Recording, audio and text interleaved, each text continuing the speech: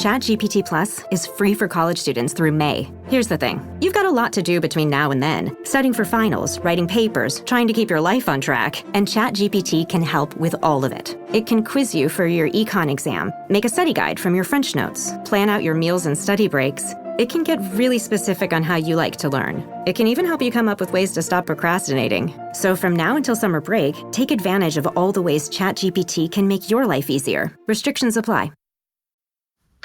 Your snacking routine can get a little dull. Time for a light and fit remix. Like a crunchy storm of graham cookies, caramel pearls, and dark chocolate, showering down into a smooth, creamy yogurt. Enjoy 3 light and fit remix varieties with craveable flavors and up to 120 calories and 10 grams of protein per 4.5-ounce serving. See remixyogurt.com. This is Let the Record Show, using common sense. Now, here are your hosts, Judge Richard Weinberg and Chairman Jesse Garcia. Welcome back to Let the Record Show with Chairman Jesse Garcia of the Republican Party. Jesse is the county chair of the Suffolk County Republican Party, as well as being the vice chair of the New York State Republican Party. With us is our good friend and distinguished colleague, Eric Levine, noted attorney, commentator, an essayist. I'm Judge Richard Weinberg.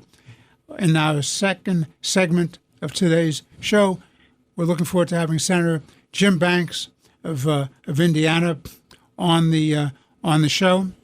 Right now, I want to go over some breaking news with Jesse and with Eric, and we can do them in order.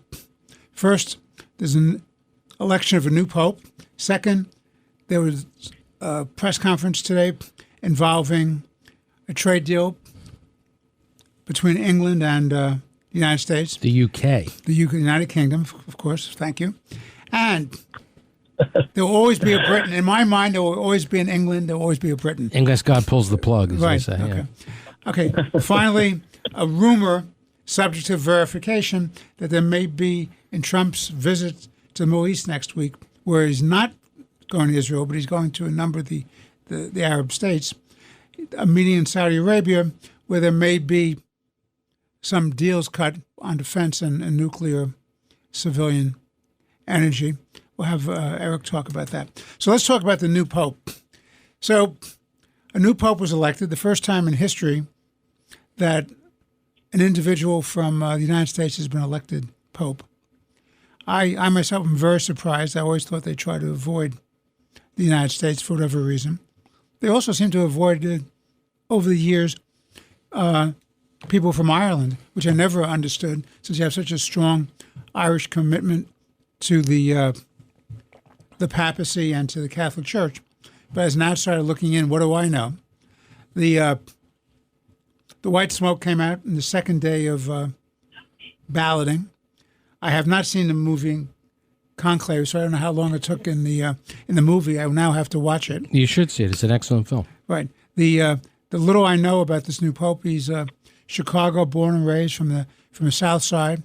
Did a tour of duty in Peru. Is fluent in. He's a Peruvian citizen as well. Right. So fluent Spanish. He's got dual citizenship. Yep. Right. Yep. Fluent in Spanish. Beloved by his colleagues. A close ally of the late Pope Francis. In France, he had been designated to help appoint cardinals during the last popes. I think he vetted the bishops. Bishops. Okay, thank you. Okay. Well, I never want to think that there's no politics in this. You know, when you're in the selection process of the people who vote, it's a helpful thing. Jesse, I know you will refrain from commenting on that, but my experience in Democratic clubs in Manhattan is the membership increased right before the votes for endorsements out of the clubhouses, and then after the endorsements for the city council and the state assembly, and the enrollments went down. Must be a coincidence, Jesse. I just don't know. So that's the story that I know about the new pope. Jesse, what do you know about the new pope? What I know about the new pope is that you're right. We discussed he was a favorite and someone who was very close to the deceased Pope Francis. He was also considered to be one of his heirs. He's considered moderate. He's got dual citizenship for Peru and the United States. There's always been a taboo, as you know, about an American pope because of too much of the geopolitical center of political power of America. But I guess that's been, I guess that case has been addressed with 133 cardinals that made this selection on Thursday evening, Vatican time. And as you know, Pope Francis, the late Pope Francis, appointed 108 of them. As in his capacity before being named Pope, Pope Leo the 14th. He vetted the bishop, which is a very powerful position in the Catholic Church. He also was elevated by Pope Francis to very senior ranks of the cardinals. What we found interesting is, and I'm a practicing Catholic, is that he wore the traditional red cape of the papacy, something that Pope Francis did not do back 13 years ago. Unlike Pope Francis, which took about 8 votes, Pope Leo XIV took 4 votes, and it was always discussed as he was a possible heir to Pope Francis. I think this is there are 1.4 billion Catholics that are out there, and just for the globe, I think this is a good step forward. It's good to have the Universal Church have its leader, God, provided by God, and move forward with unity, love, and addressing all religions. Trying to get faith. Whether you're Jewish, whether you're Catholic, whether you're Christian, or whatever faith you may embrace. I think what's important, and I think we've seen the negative impacts of this in recent years. When you take faith out of our daily lives, out of especially those in our, maybe even where they're allowed or permitted in our schools and our governments.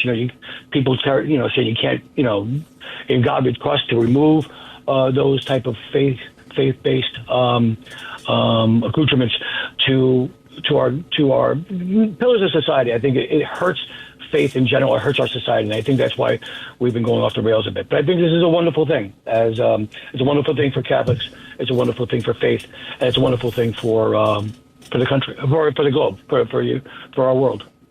Well, I certainly hope so. Eric, your thoughts? I echo everything Jesse said, and I wish His Holiness a long life and much success. Mm-hmm. Mm-hmm. Well, I have to say, I could have done that. I'm one of the Jews on the panel. I'm not sure what else I could say here. Well, I want to say on behalf of the Jewish community, even though I'm a very secular Jew, mm-hmm. Some of our best friends are Catholics, and I want that record to be clear.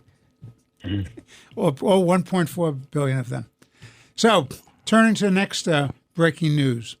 There's been the announcement in principle, the outlines of a deal between Great Britain, the United Kingdom. What else do we call it this week? It's the UK. Okay. I mean, the old Errol Flynn movie said it was England, so to me it's England. All right. So there will always be an England in my mind. Unless they pull the plug. We're starting to repeat ourselves in our old age. There you go. All right. But I think this is a very important step, having the deal. And I think it's very important, the symbolism of having England, the United Kingdom, and the United States together, because they are one of our great allies. And we've been together through thick and thin, through wartime and peacetime, through a lot of struggles. And the idea that we can make a deal and go forward in a positive way is a good thing for the world's economy, the U.S. economy. For England's economy, I think that's a very good thing. It also signals that Trump is talking seriously about making deals. He says he has a number of other deals that are hot on the fire that I'll be talking about soon. I think that's what we need. We need predictability and we need certainty. It's not good in terms of business planning to not know where your supplies are coming from, who your customers are, what is going on. It's not a good thing at all, and I think this is helpful. I think the next big thing that's going to happen is lining up some other important deals. I strongly commend him making a deal with Canada, which is part of the so-called global English empire. I think they're very important, major trading partner of us, of the United States. Very important. Trump needs to show he's in command. He also needs to show they can move quickly and take out the uncertainty that's troubled the stock markets. In a somewhat related matter, if you read the economic press, the question becomes, is there a linkage between the tax bill that they have to get done to extend the 2017 cuts and the tariff wars? Look, I'm not an economist. I don't play one on radio or television, but I'm very skeptical when people say tariffs are a source of revenue. Might have been true in the 19th century during a mercantile system. I don't believe it's a good source of revenue. I wouldn't count on tariffs being a revenue source. I do think that there are good political leverage in negotiations to try to get to a more level playing field and not have the United States taken advantage of. So having said that, we have to see what goes on there. And then one more item is the Federal Reserve did not lower interest rates, and I do not understand why they didn't. The inflation has come down considerably. Prices of food and oil have come down. Why Powell wouldn't take it down a notch, even for the symbolism, I just don't understand. The Bank of England just reduced their rates. So the interest rate is very, very important because it has to do with our ability to buy all kinds of consumer goods and to do housing and to buy homes. It's very important, and that has to be dealt with. And then I turn it over to Eric on your thoughts on those matters. So one of the ironies of this, first of all, he's announced the outline of a deal with the UK, not necessarily a signed deal with the UK. So one of the ironies of this is that tariffs are supposed to be a source of revenue, as you point out, and it's supposed to balance trade when people are ripping us off. The UK is a country in which there's a trade surplus for the United States. There's not a trade deficit.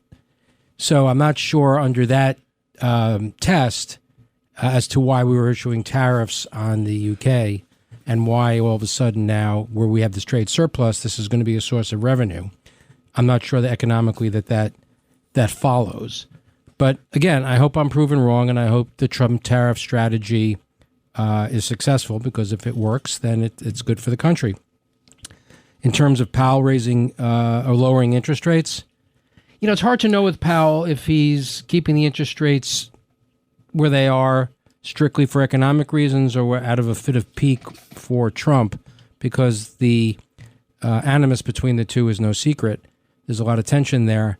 But I would like to think that Powell is doing his job and is running the Fed solely for the benefit of the United States and is based only on economic realities and what the economic numbers are showing. It would be great if the interest rates would come down. But I also think, in Trump's defense, he made the point when he was running for president that the president should have much more input into the interest rates and in influencing the Fed. And I happen to agree with him. He's the elected official. Nobody elected Powell. He's appointed. Now, I'm not saying that the president should by himself have the role in saying interest rates are X. But I do think that the one person who's elected by the entire country should have more input into how interest rates are set than a non-elected official. He ran on a particular platform. The American people spoke. And whether or not it's a good idea to raise interest rates, lower interest rates, and the impact, positive or negative, on the economy, then the American people will have their say 4 years later when there's another election. But in terms of the tariffs, yes, it is very important that he be announcing tariff deals. Again, this is an outline of a deal and not a deal. But also, it would be nice to have one of these deals that was supposedly put in place because of a trade imbalance and a trade deficit where America was not being treated fairly and that was not making money. So I don't see how we're going to be generating revenue out of a deal with the UK where we have a trade surplus. Your thoughts, Jesse? Jesse, I think one of the major points here is that this deal is with one of the U.S.'s biggest partners, as has been pointed out. When I also look at this, maybe I'm taking too much of a political look at this, but that's where I come from, is that you have two leaders who ideologically are on polar opposites. And they were able to reach this type of the framework of a deal and a working document to get us to a deal. It certainly sets the table.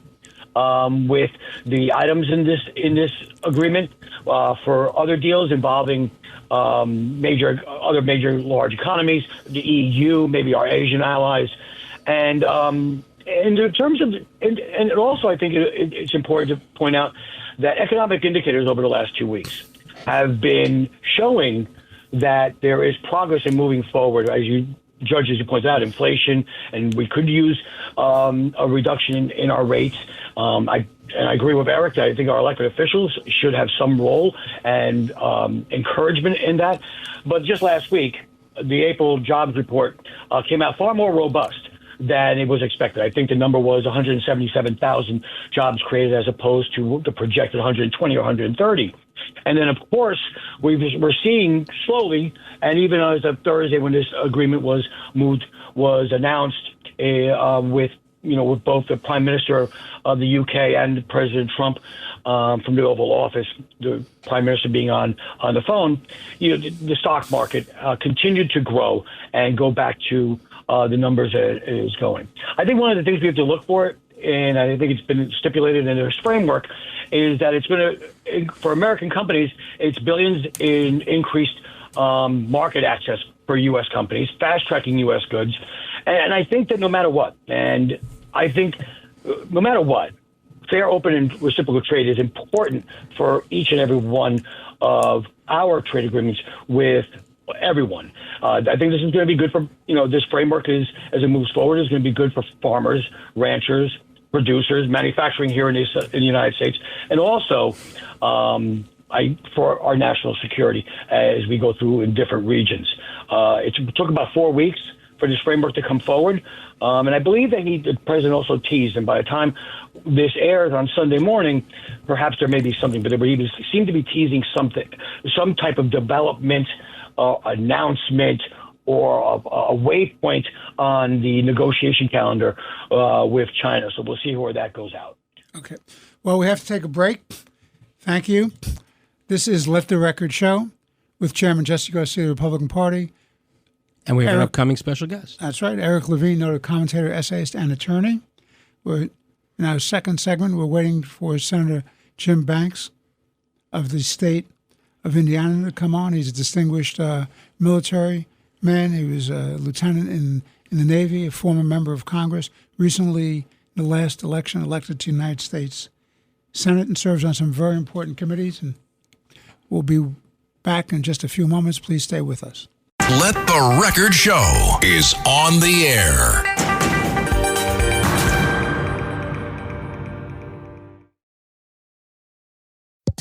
Mic check. 1, 2. Are we recording? Hi, I'm Michelle Bernstein, an award-winning chef, restaurateur, and mom. I have a lot on my plate, including my psoriatic arthritis symptoms. That's why I was prescribed Cosentyx. It helps me move better. Cosentyx secukinumab is prescribed for people 2 years of age and older with active psoriatic arthritis. Don't use if you're allergic to Cosentyx. Before starting, get checked for tuberculosis. An increased risk of infections and lowered ability to fight them may occur, like tuberculosis or other serious bacterial, fungal, or viral infections. Some are fatal. Tell your doctor if you have an infection or symptoms like fevers, sweats, chills, muscle aches, or cough, had a vaccine or plan to, or if inflammatory bowel disease symptoms develop or worsen. Serious allergic reactions and severe eczema-like skin reactions may occur. Learn more at 1-844-COSENTYX or Cosentyx.com. Ask your rheumatologist about Cosentyx. Plan on flying? In order to board domestic flights, your driver's license or state-issued ID must be a real ID. Learn how to get your real ID today at tsa.gov/real ID or visit your local DMV. This is Let the Record Show, using common sense. Now, here are your hosts, Judge Richard Weinberg and Chairman Jesse Garcia. Welcome back to Let the Record Show with Chairman Jesse Garcia of the Republican Party, noted attorney, commentator, and essayist Eric Levine. I'm Judge Richard Weinberg, and we're honored and privileged to have a great United States Senator with us, Jim Banks from the great state of Indiana, a military man, a lieutenant in the Navy, saw experience out in Afghanistan, members of very important committees on armed services, banking, housing, urban affairs, education, health.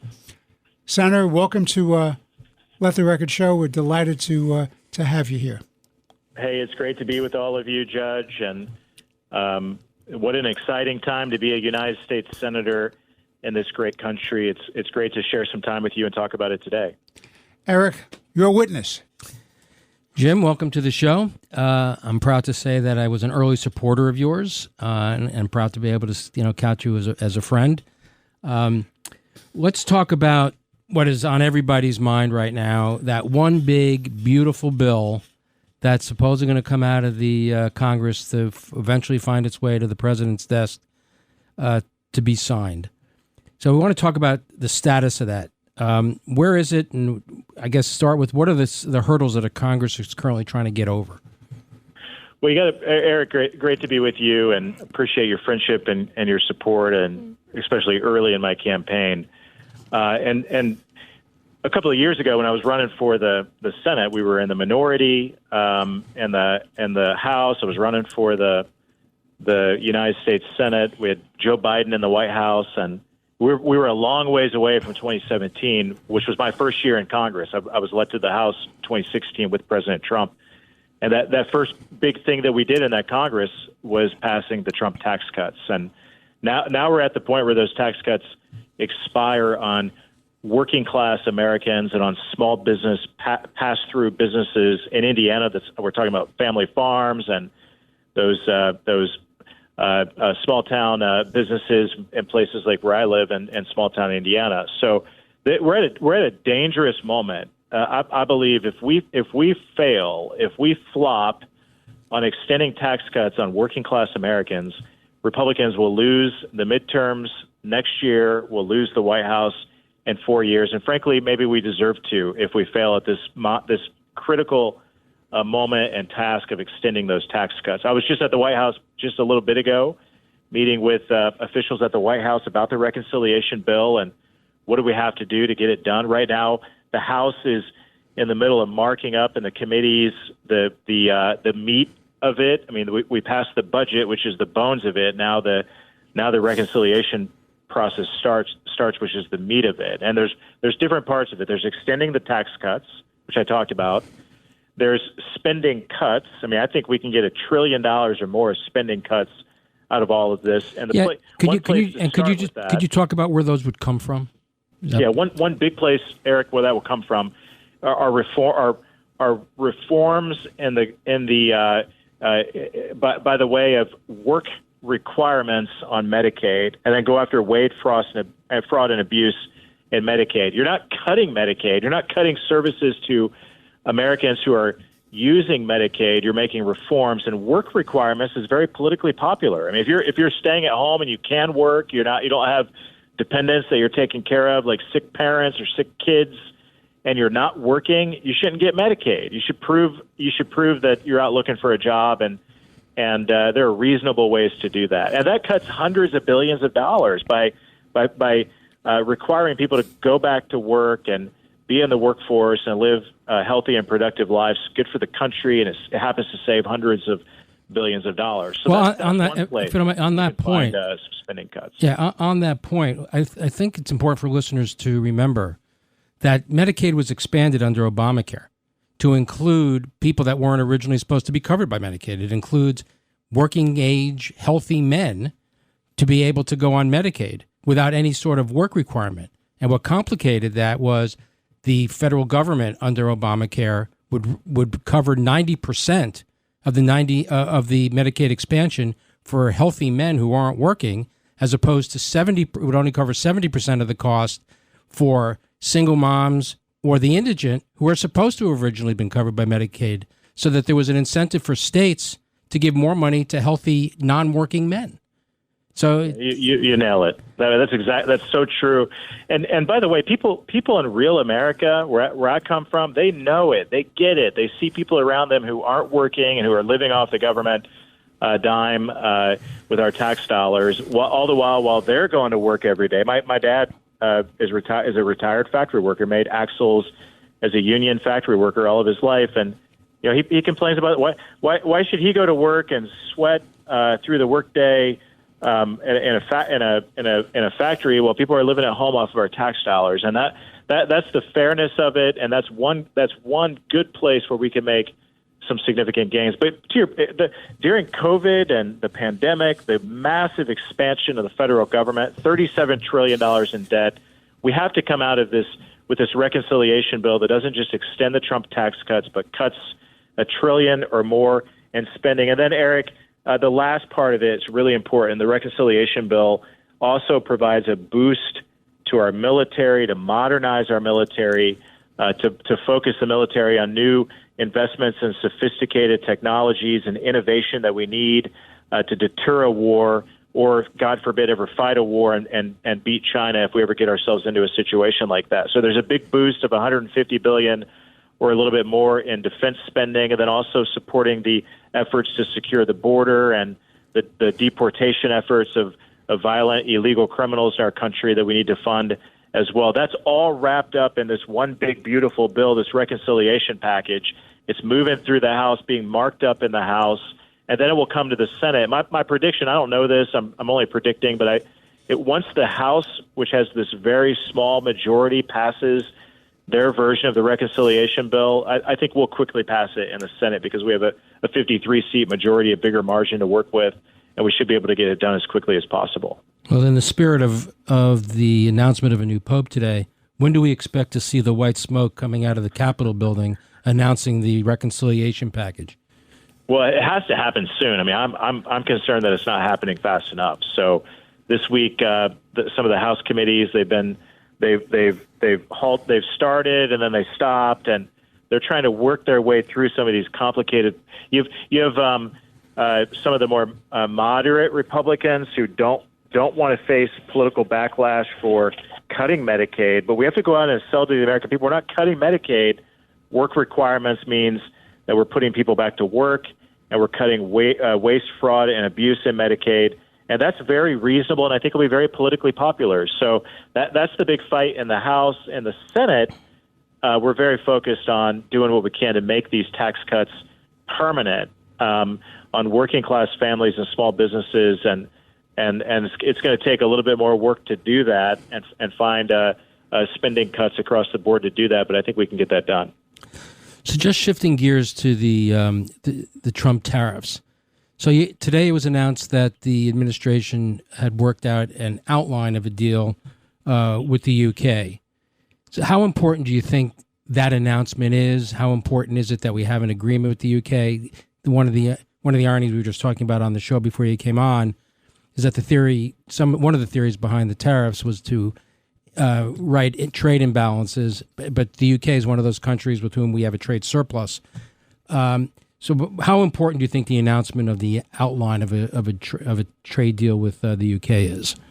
Well, I think it's really good news, and hopefully it snowballs from there. I mean, the Republican senators have been meeting with Secretary Bessent and Ambassador Jameson Greer and others who are involved in these deals, and they're all telling us that once the first one happens, there's going to be a lot more that follows. And President Trump, I give him credit for this. I mean, he's the first. I think the history books will write about this. He's the first president, at least in my lifetime, who understands that trade deals are statecraft. I mean, the way that we approach these trade deals affects our diplomacy around the world. And President Trump is using the leverage of the tariffs, the reciprocal tariffs, with countries to try to.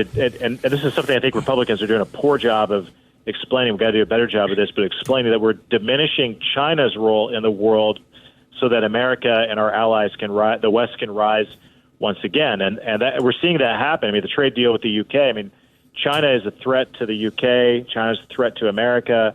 And when we're working together and sticking together, and it's symbolic that this is the first deal that the president's announcing, then the world's a much safer place because of it. Jesse, questions for Senator Banks? Senator Banks, thank you so much. I want to thank you for your service, your military service, your service in Congress, and now your outstanding work in the Senate. And you know what? One of the things I do, and I guess from New York, is I appreciate your direct and straight talk. You're very direct on as you deliberate and as you in your tenure. But what I want to focus on is something that you've been speaking about, and that's declaring fentanyl a chemical and biological weapon. because with the open borders, which is another war, it's a war on fentanyl, and with the open borders over the last 4 years under the Biden administration, we've seen not only human trafficking, but fentanyl has been basically corroding our communities. It's basically made every neighborhood a border town, through the southern border and the northern border. So I'd like to maybe just touch upon a little bit of how you see fentanyl being designated a chemical and biological weapon, and how we need more deliberate actions, whether it's been the use of our military or other actions, to stop the flow of fentanyl into our streets. Yeah, so well put. And if we recognize that fentanyl is a weapon that's being used against us by our enemies, then that means that we are engaging in wartime-like tactics to stop it. And I think that's why this is important. We know that the Chinese Communist Party is responsible for the ingredients of fentanyl that come to our southern border, and then fentanyl floods into America with the help of Mexican drug cartels who are colluding with the Chinese Communist Party. And we should treat that as an act of war because of the so many Americans who are dying from fentanyl poisonings and overdoses in America. And I can tell you, from coming from a blue-collar, working-class state like Indiana, I have small towns all over my state, big cities like Indianapolis and Fort Wayne.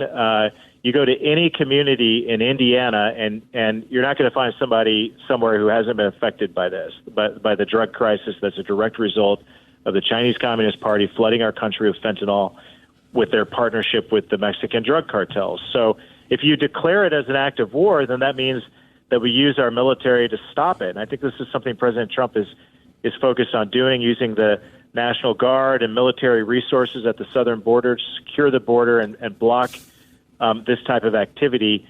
And it's already making a big difference. I mean, President Trump has already stopped 95% of illegal border crossings and 99% of the so-called gotaways that coming into our country in just a short period of time. Turns out that we didn't need new laws. We just needed a new president to be elected to make that happen through executive orders. So now what President Trump has done is declaring a national emergency because he's right to do this because of fentanyl flowing over the southern border. It means that we have the ability to do things to block it and stop it. And I want to back the president up by an act of Congress declaring that fentanyl is being used as an act of war to provide him that kind of backup to stop it. Well, it helps that the cartels have been designated a foreign terrorist organization. That should give us a lot of leeway and latitude to go after them. Well, think about it. I mean, how could Joe Biden and the Democrats over the last 4 years completely ignore that fact? I mean, it's almost like they were complicit in it, like they were okay with it. I mean, how could you be okay with that? How can you look at the Mexican drug cartels and not see them as a enemy of the United States of America? And yet, agreed. The Biden administration lifted a lot of those designations and allowed these criminal gangs to kill Americans. I mean, the end result is that Americans died because of that weak posture of the Biden administration, and President Trump is turning that around. Well, they also lifted the designation from the Houthis as a foreign terrorist organization. So if you're going to lift that, then who's a terrorist? Yeah, it's just crazy. People who go to school boards. Right. Yes, school boards. People who showed up in Virginia school boards. That's right. Domestic terrorists. Senator, let me ask you this. Two questions. First, what do you consider the greatest success of the Trump administration? Related to that, what do you consider so far the biggest problem with the Trump administration? And then the second question is, what keeps you up at night? What are you worried about most about? That's three questions. That's three questions. It was one, A and B, Is that what it is? and then it was two. Well, and frankly, all three of those questions it's the same answer. I mean, if China is the biggest threat to the American way of life, to the security of my kids and my grandkids' ability to pursue the American dream in this country, if they're the biggest threat militarily and economically to the United States of America, then I believe President Trump's legacy will be written in what he's doing with these tariffs and the long-term effects of reorienting global trade to diminish China's role in the world and to raise up America into its rightful place as the strong country that we expect it to be. Now, what I'm concerned about, to answer question 1B, is at the same time, egg prices today are still the highest that they've ever been. It costs too much to fill up a tank of gas, and cost of living in the country is still too high. And tariffs are disruptive. Of course, it's short-term pain, but we have to go out and sell to the American people that the long-term impact of this, the end result, which we hope will be sooner than later, is what I described. That we restore the strong made in America economy. Indiana is the top steel state in the country. We're the top manufacturing state per capita. We make things in Indiana. We're the crossroads of America. We're going to benefit from that in the long run, but it's a challenge for so many families today. And I think Republicans are doing a poor job of going out and selling that message as effectively as we can. Yes, what keeps me up at night? I mean, it's wrapped up in that. The Chinese are developing sophisticated weapons and military technologies that surpass our capabilities, and we're not moving fast enough at the Pentagon and across the board to innovate and come up with those autonomous weapons and quantum computing and AI and all these things that really are the future of defense and the future of keeping America safe and secure. And I know President Trump's focused on that because he appointed a lot of people who understand that at the Pentagon that come from innovative new companies like Palantir and Anduril and SpaceX, and the role that Elon has played in a lot of this. I mean, these are innovators that understand that America's long-term future is going to be wrapped up in innovation, and we have to do everything that we can to spur it. Let me ask you this question, and I say this as a former judge and prosecutor and attorney. These national injunctions, which I believe, respectfully to my colleagues on the federal bench, I was on the state Supreme Court, are totally over their skis. It's one thing when you have particular parties before you in a particular geographic district, which is the U.S. District Court in which you sit. But to have these nationwide injunctions which impact and impair the ability of the President of the United States to carry out national policy, and the way they go forum shopping and judge picking to do this is an awful situation. It's detrimental to the interests of the United States. We really do have an incursion and invasion by people who should not be here, who are a substantial threat to the security of our citizens, and that concerns me. I would hope there's a case coming up in the Supreme Court in the middle of May in the birthright case, which is going to raise this national injunction issue. So hopefully the Supreme Court will do the right thing and declare these national injunctions invalid. If they don't do that, then it seems to me it's up to the Congress of the United States, your former body, the House of Representatives, and your current body, the U.S. Senate, to pass legislation reining in these runaway judges. What are your thoughts on that? Judge, you're more of an expert, and you say it better than I could. But this is, I know people at home are disheartened every time the courts strike down something important that President Trump is trying to do, and it makes it that much more important that Congress does its job, that we back up the president, make these executive orders permanent law when it comes to especially border security and when it comes to the rule of law and all the important issues that President Trump is focused on. We have to pass laws in Congress to make them permanent so they can't be struck down by the courts simply because they're an executive order. Now, Joe Biden got away with it every day. I mean, the executive orders coming out of the Biden White House that weren't struck down by the courts, and now you're seeing the opposite. I mean, obviously this is disheartening, and we have to do more to stop it. Ted Cruz, my colleague in the Senate, of course, is very focused on this, and someone who I look to that's leading the way to hold the courts accountable and to do what we need to do on that front, and I'll be following his lead. Senator, I want to thank you very much on behalf of Chairman Garcia, Eric Levine, and myself for being on Let the Record Show. Your comments were informative, instructive, and we're lucky to have people like you in the United States Senate.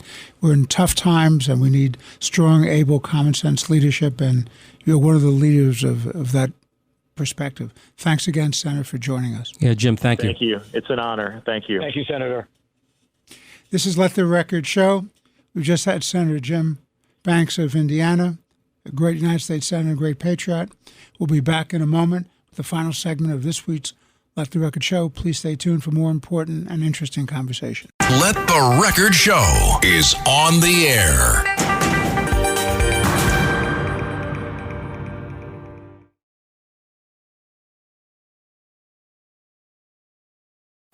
This is Let the Record Show, using common sense. Now, here are your hosts, Judge Richard Weinberg and Chairman Jesse Garcia. We are back on Let the Record Show with Chairman Jesse Garcia of the Republican Party.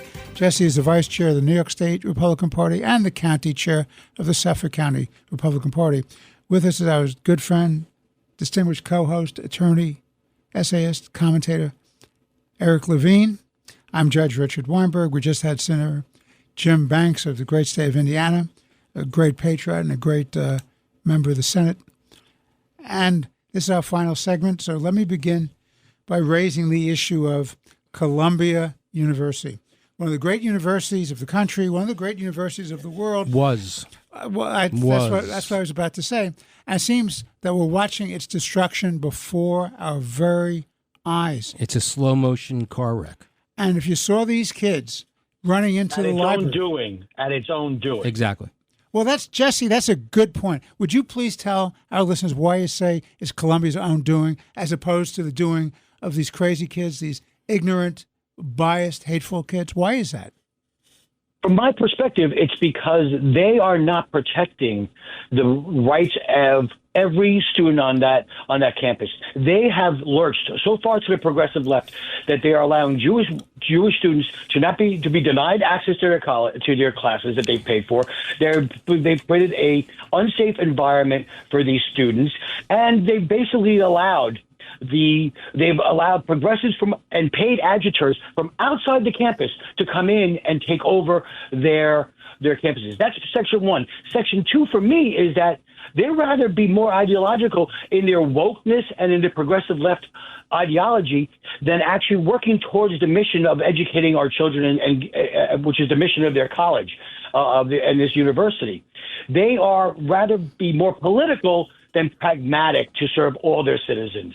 And they're getting into a battle with an administration that is on the right, is on the correct path. It's on legal ground. They accept money from the federal government. So when you accept money from the federal government, there are certain guidelines they need to follow. They are thumbing their nose at it. They're fighting that. And if they don't want to take federal money, that's fine. You know what? Use your personal endowment that's in the tens of hundreds of millions of dollars. But don't take federal tax dollars to help make an unsafe environment for Jewish students or any students whatsoever on that campus. That's plain and simple from my perspective. The fact of the matter is, their own rights. No, but the fact of the matter is that this is a violation of, and it's a crime, the federal civil rights laws.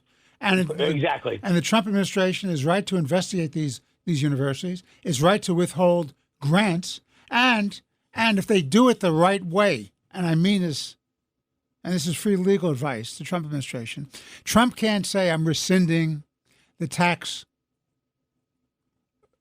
protection under the federal IRS rules. Can't do that.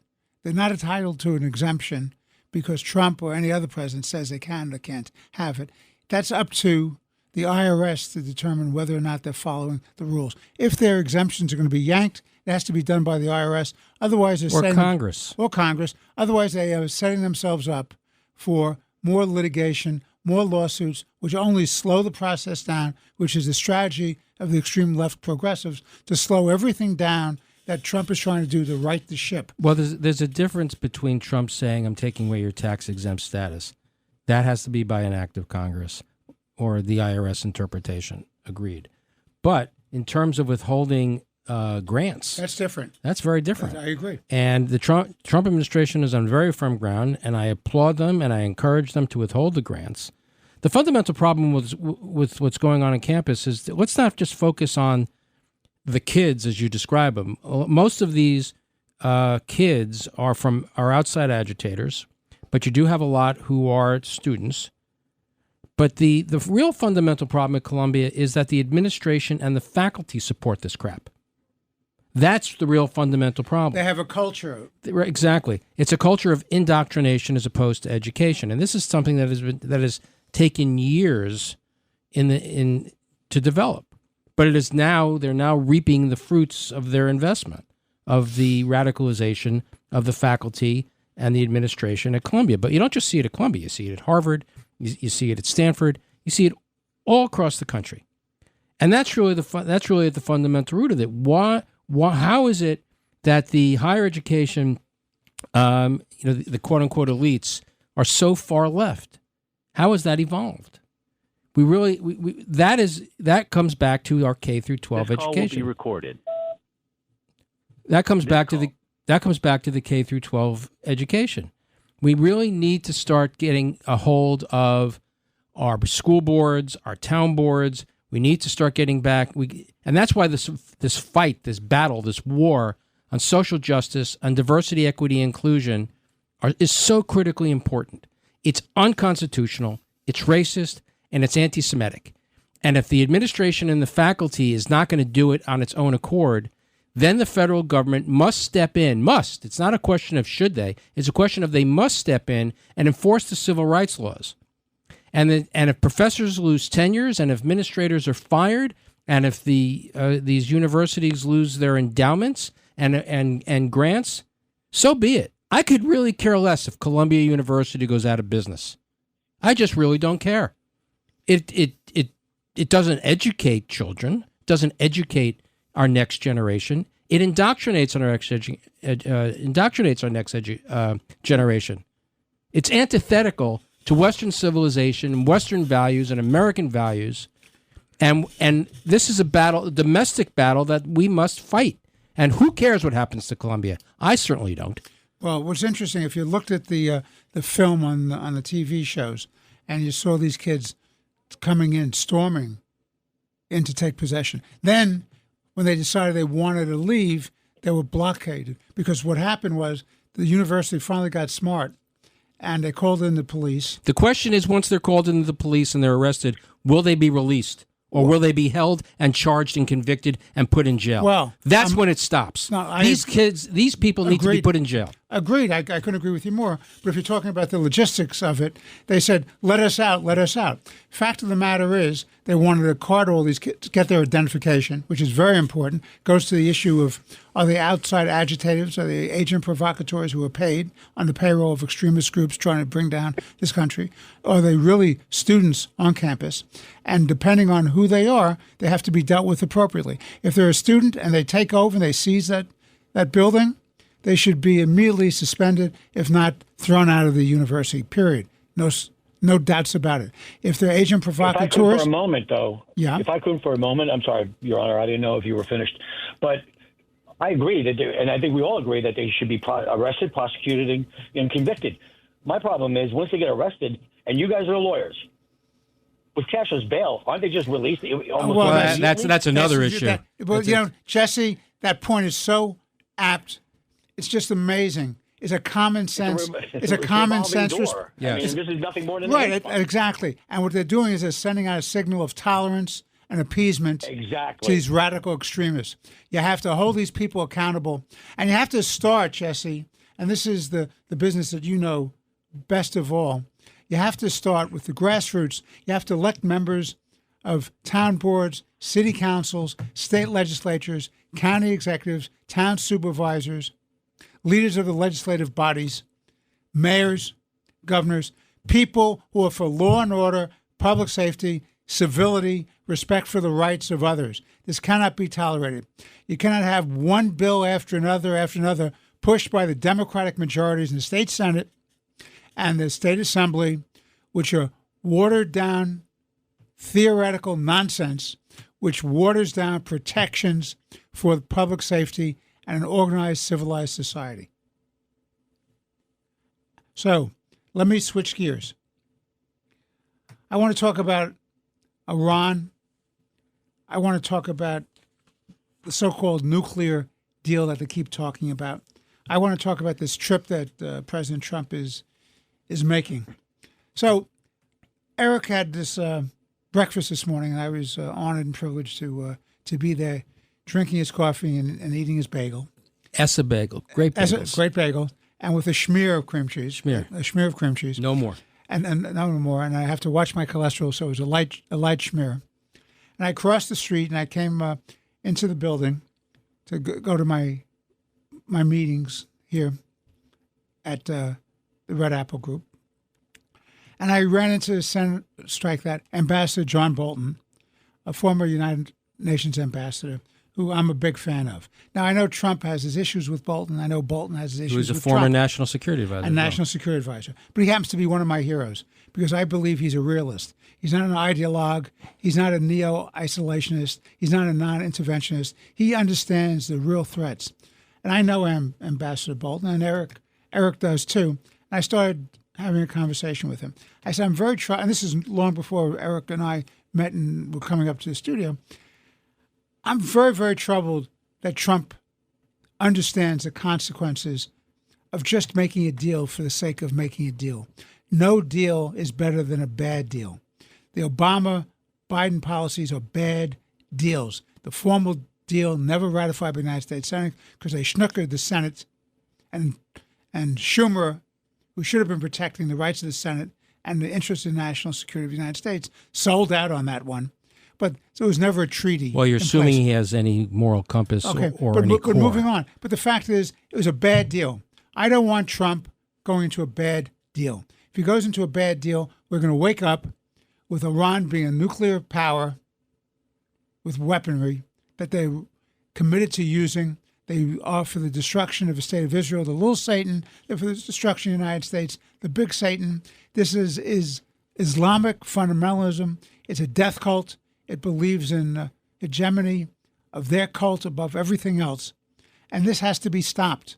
Now, I like it when Trump says things, well, they're going to knock them up. We're going to blow up those nuclear power centers.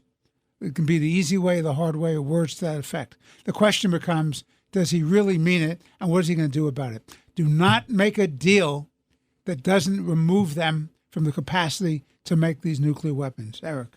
So I think the problem is that the administration is sending these mixed messages. We'll recall that Steve Witkoff made the inane comment that, well, Iran can have nuclear enrichment capabilities, they just can't enrich to weapons grade uranium. That's the Obama deal. I get about Barack Obama's president for that deal. And then Trump made him walk it back, and he said, no, there's no enrichment. Just the other day, though, J.D. Vance was quoted as saying that Iran can have a nuclear civilian program, just no weapons grade enrichment. No, that's the Obama program. And then Trump then walked it back, made him walk it back, and said, no, there has to be absolutely no enrichment capabilities. They can destroy it, or we can destroy it. We need to get the message straight. Look, I've been on the record multiple times saying there's no possible way to make any deal with Iran because there's nothing we can give them. We can't even lift sanctions because they'll use that money to expand their military, their hegemonic goal in the region, and the global terrorist network. So we can't make a deal with this regime. But at a bare minimum, it can't have any enrichment capabilities whatsoever. And I think it is time for everyone in the administration to get on the same page, whether it's Steve Witkoff, whether it's J.D. Vance, or morons like Marjorie Taylor Greene. They need to. The message has to be clear. Iran cannot have a nuclear weapon. It cannot have any uranium enrichment. And unless and until they understand that, because the Iranians like to play on divisions within the administration. That's why it is so critical to speak with one voice. The Iranians must understand they cannot have any uranium enrichment. And if they won't verifiably destroy it themselves, there is no choice but for the United States to have a massive, overwhelming military response capable of taking out its entire nuclear infrastructure. I want to thank everyone for coming today. But, Your Honor, the sign-up is special for you because there's a special guest that a listener, actually, that is a huge fan of yours. Her name is Alexandra Lanza. She's formerly of Moriches in Brookhaven Town in Suffolk County, and she's now a resident of Danielle Island in South Carolina. She listens to us religiously, and you are her favorite host. So why don't you take us out? Well, I'm personally hurt. That's right. Eric is ripping up he's playing a Pelosi here. He's ripping up his papers, running out screaming. But he's about to do an inside trading deal, so it's okay. Did she say who her second favorite was? Is the question. Well, has to be Jesse. Me. I doubt it. I think she was just being polite to me. Oh, okay. All right. This has been Let the Record Show with Chairman Jesse Garcia of the Republican Party, noted commentator, essayist, and attorney Eric Levine. I'm Judge Richard Weinberg. We thank you for listening. God bless you. God bless your families. And, of course, God bless America.